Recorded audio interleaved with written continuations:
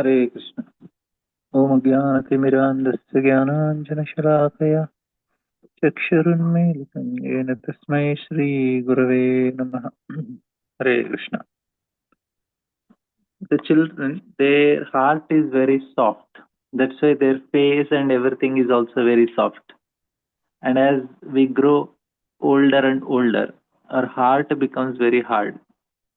That's why we become, our face start getting wrinkles and it becomes harder. That is one of the reasons. We don't feel, children, they feel for every small thing. So they are tender. The heart is actually how it is. Uh, because we are experiencing so many things, we become more and more harder. And then that reflects on our face. We should, for devotees, you see Prabhupada, he looks so so attractive even at the stage because, and many Maharajas are like that. Even though their face is like that, but the heart is soft, so still they look very charming. So the point is that, of course, these people who are celebrities, they put so much cosmetics and all to look like that, but in general, heart is very hard. So that reflects our happiness. So it is proportionate to our heart, actually, happiness. More softer the heart is, more we can experience genuine happiness. We have to work on it. Not we should not make our heart harder. So when we are enjoying doing so much sense gratification and we are so much selfish, then it becomes very difficult for us to experience that pleasure in the heart. We have to reduce our sense gratification and selfishness, both the things, which are a very big obstacle for us. So here we see that Bhagavatam is trying to help us come to that level where we are giving up our selfish mentality. And uh, of course, King Prithu, he was punishing Mother Earth because of that. He said, "You are too selfish." Then Mother Earth said, "Okay, okay, okay, I will serve others," and she started serving. And there is a certain atmosphere that is needed for genuine feelings in the heart. So when cow sees the calf, then the milk, the blood transforms into milk. Basically, it is love only. So we discussed this. The love of the cow, it manifests as the milk. So for us also, we also and we need to transform, and the feeling should come in the heart. So here, Mother Earth, when she genuinely feels for all these personalities, she loves them, and because of which she is able to give the desired result. So here, all the yakshas, rakshasas, ghosts, everybody they coming, they are showing Shiva, and they are taking blood and other things made in skulls. So everybody came, took whatever they want from Mother Earth. Mother Earth is having that feeling for these personalities, and she is providing whatever they want. The heart should be transformed. So that is the point here. If a heart is very uh, good, actually, what happens is we have different levels of our where the consciousness is holding. So if a person's consciousness is holding at Mooladhara chakra, like where there is only eating, mating, and sleeping. So this is where people are stuck. 99% of the population is stuck with, they want to eat, sleep, and have this.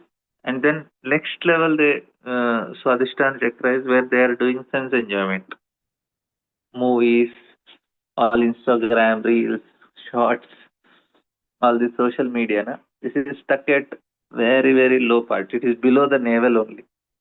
And people who come little bit, they start working.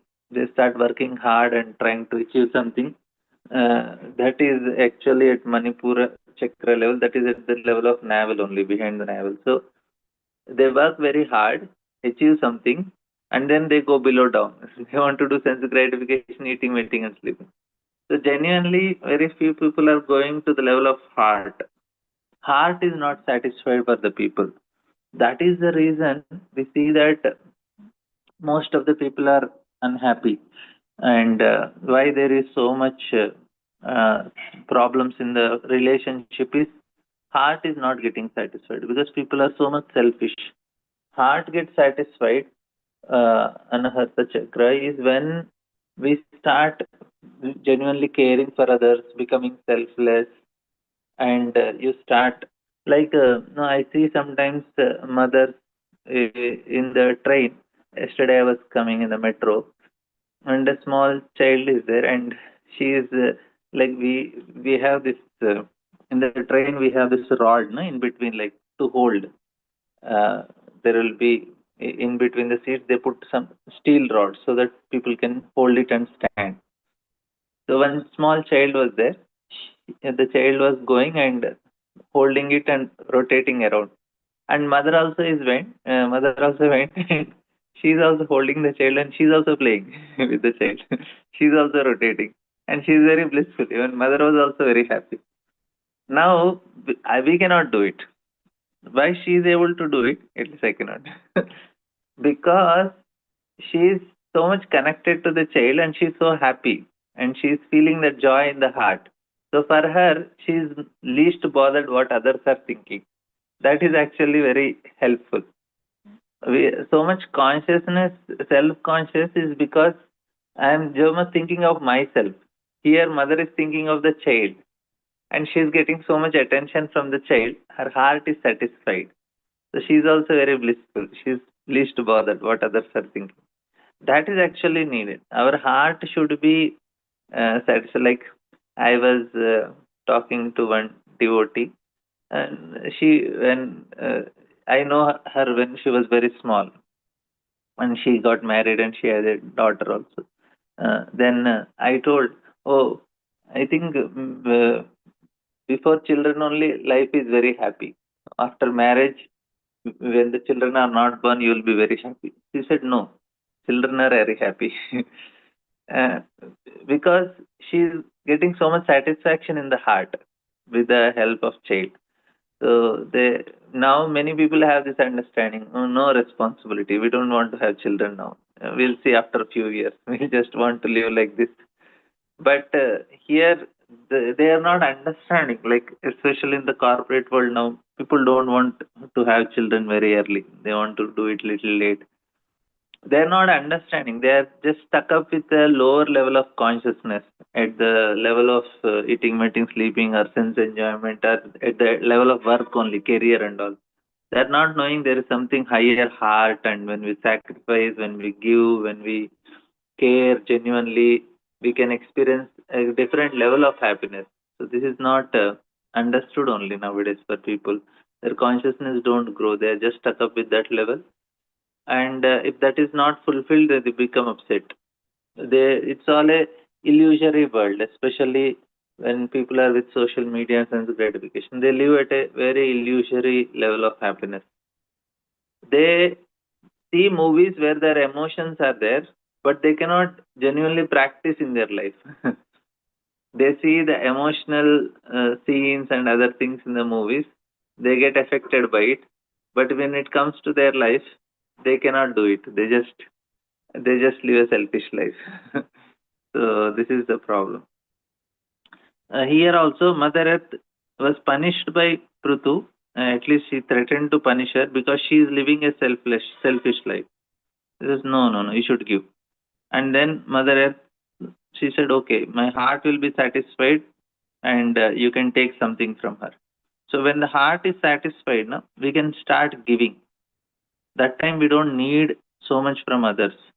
Now presently, because the heart is not satisfied, they want to take. And then when the celebrities and all they come, they feel that I should take something from these personalities. And then they go and there will be stampede and they die. So this is actually what happens because they want to take, they don't want to give. Because heart is not satisfied, we cannot give only. When heart is satisfied, we can give. So to heart to get satisfied is actually what is the task for us. So Mother Earth, she is satisfied. How? When she is seeing these personalities. When she saw all these different personalities. So here she saw Mai Danava, Lord Shiva, Before that, they had Kapila Dev, and then before that, she had Aryaman and Prahalad, and so many great personalities, Indra, Swayambhu Manu, Brihaspati. So, all these personalities are very pleasing to Mother Earth, and she is genuinely trying to give them something like that. So, here there are some uh, purposes that, according to their consciousness, they have different requirements for enjoyment. So here about Lord Shiva Prabhupada says there are some types of living entities in the form of human beings whose living conditions and eatables are most abominable. Generally, they eat flesh and fermented blood, which is mentioned in this verse as Krashata Jaha Savam. The leaders of such degraded men, known as Yakshas, Rakshasas, Bhutas, and Pishachas, are all in mode of ignorance. They have been placed under the control of Rudra. Rudra is the incarnation of Lord Shiva and is in charge of mode of ignorance and metal nature. Another name of Lord Shiva is Bhutanath, meaning master of ghosts. Rudra was born from between Brahma's eyebrows when Brahma was very angry at four Kumaras. So, and so because Lord Shiva is the master of ghosts, he was actually given in charge for them. So we discussed this also. He's a very compassionate person. See, there should be somebody who will be willing to give shelter to all the living entities in this world. Because directly Vishnu cannot give shelter to living entities who are in such lower modes and very bad qualities. He expands himself as Lord Shiva to give shelter to these personalities. That is the point. So why these people are like that? Because they are getting shelter. They are getting shelter from Lord only in the form of Lord Shiva. Because if they want to go some shelter, who is there in this creation who can give shelter to such personalities? Nobody can give. Why nobody can give? Because if you give shelter to such people, you will get affected by their qualities. That is the problem. So, Lord Vishnu, he cannot give because he has to give shelter to devotees. Then who will give shelter to demons or such ghosts, hobgoblins, rakshasas, bhutas, pishachas, and give shelter and not get affected? That is the main difficulty. So, not get affected is only possible by Lord Shiva. So, he is able to give shelter to them. Thereafter, cobras and snakes without hoods, large snakes, scorpions, and many other poisonous animals took poison out of earth as their milk and kept this poison in uh, snake holes. They made the calf as takshaka. So, within the metal world, there are various types of living entities, and the different types of reptiles and scorpions mentioned in this verse are also provided with their substance by the arrangement of Supreme Personality of Godhead. The point is that everyone is taking his eatables from the planet Earth. According to one's association with the metal qualities, one develops a certain type of character. Payah panim bhujangana. If one feeds a serpent milk, the serpent will simply increase this venom. However, if one supplies milk to a tangible sage or saint, the sage will develop finer brain tissues by which he can contemplate higher spiritual life. Thus, the Lord is supplying everyone food. But according to living entities, association with modes of mental nature, the living entity develops a specific character. So, based on the based on my internal state, whatever I get, it will be transformed in that way. So, if I'm a good person, no matter whichever environment I am, I can see good only because the internal state is like that. Like say if you give grass to cow, it will produce milk. So even though it is eating grass, because the heart of cow is pure, the product is also pure. Even cow dung, cow urine is also pure only for cow because internally it is very pure. That is the main thing. So similarly when we are taking certain situation or associating with certain people, if we are pure, then we take good only. So, but if you snake you give, milk also it is making it into poison because internally it is very envious. Snake is very envious and cow is non-envious. So that's why we see the difference. And here the four-legged animals like the cow made a calf out of the bull who carries Lord Shiva and made a milking pot out of the forest. Thus they got fresh green grass to eat. Ferocious animals like tigers transformed a lion into a calf and thus they were able to make flesh for milk. Birds made calf out of Garuda and took milk from the planet Earth in the form of moving insects and non-moving plants and grasses. So everybody got their requirement.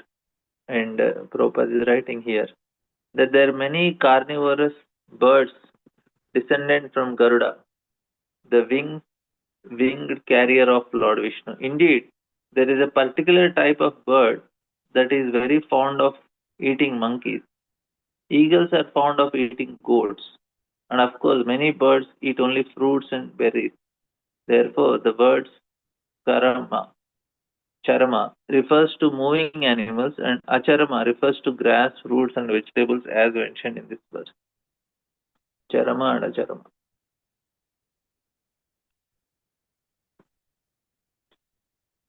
The trees made a calf out of banyan tree and thus they derived milk in the form of many delicious juices. The mountains transformed the Himalayas into calf and they milked a variety of minerals into a pot made of peaks of hills. So mountains also wanted minerals and uh, trees wanted delicious juices. That means Mother Earth is very extraordinarily powerful. The planet Earth supplied everyone their respective food. During the time of King Prithu, the Earth was fully under the control of King. Thus, all the inhabitants of Earth could get their food supply by creating various types of calves and putting their particular types of milk in various pots. This is evident that Lord supplies food to everyone as confirmed in Vedas. Eko bahunam yo vidadati kaman. Although the Lord is one, He is supplying all necessities to everyone through the medium of the planet Earth. There are different varieties of living entities on different planets, and they are all derive their eatables from their planets in different forms. On the basis of these descriptions, how one can assume that there is no living entity in the moon? Every uh, moon is earthly being composed of five elements. Every planet produces different types of foods according to need of its residents. According to Veda Shastras, it is not true that moon does not produce food or that no living entity is there. So, Prabhupada is taking this to prove the point.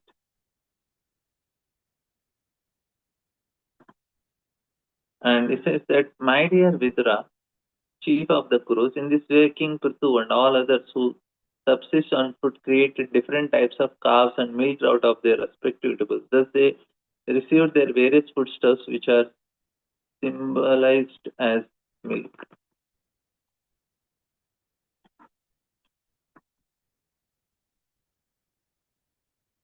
Thereafter, King Prithu was very satisfied with the planet Earth, for she sufficiently supplied all food to various beings, various living entities. Thus he developed an affection for the planet Earth, as if were his own daughter. So he treated Mother Earth as his daughter. After this, the king of all kings, Maharaj Prithu, leveled all rough places on the surface of globe by breaking up the hills with the strength of his bow. By his grace, the surface of globe became almost flat. Generally, the mountains and hills portions of the earth are made flat by striking of thunderbolts. Generally, this is the business of King Indra of the heavenly planets. But King Prithu, an incarnation of Supreme Lord, did not wait for King Indra to of the hills and mountains, but did so himself by using his own strength. So he did not waste the time. Just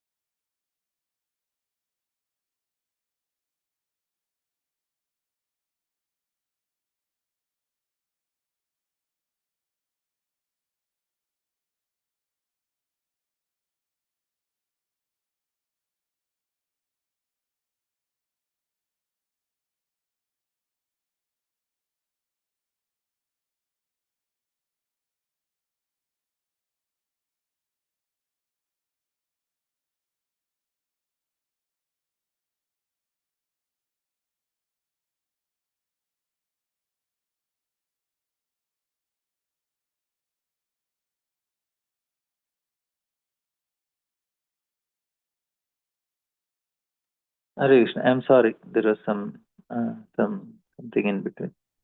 So here, all the citizens of the state, King Prithu was as good as to all the citizens of the state. King Prithu was as good as father. Thus, he was visibly engaged in giving them proper substance and proper employment for subsistence.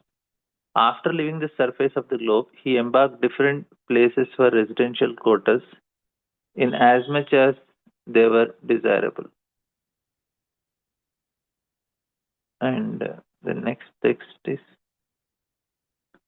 in this way, the king founded many types of villages, settlements, and towns, and built fortresses, residences for cow herdmen, stables for the animals, and places for the royal camps, mining places, agriculture towns, and mounting villages.